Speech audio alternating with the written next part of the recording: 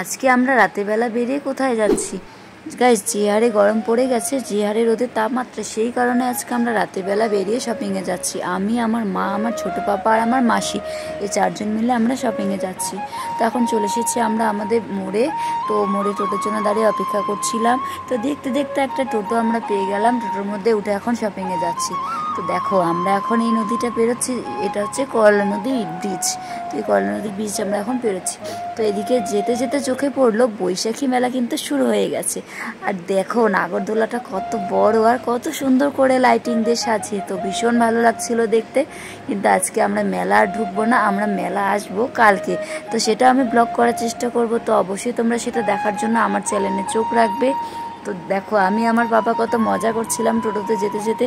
তো দেখতে দেখতে আমরা কিন্তু শপিং মলে চলে আসলাম। আমরা এখন আসছি বিশাল মেগা মার্ট। তো শপিং মানে বিশাল মেগা মার্ট না আসলে আমার হয়ই না। তো চলে আসলাম এখানে।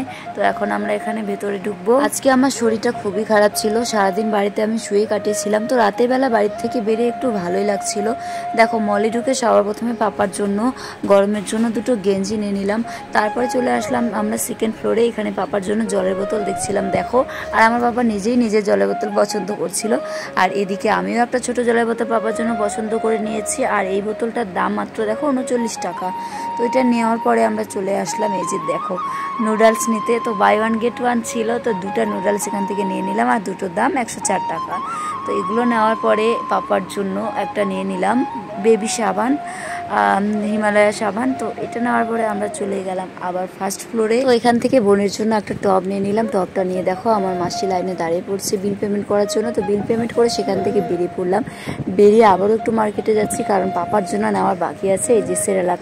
তো এটা নিয়ে দেখো আমাদের টোটো দাঁড়িয়ে আছে। তো মাসি আর আমার মা টোটোতে উঠে পড়েছে, আর আমি রাস্তা পার হতে পারছিলাম না ভিড়ের জন্য। তো এখন রাস্তা পার হয়ে গেছে, এখন টোটোতে উঠে পড়লাম। তো এখন যাচ্ছি আমরা বাড়ি।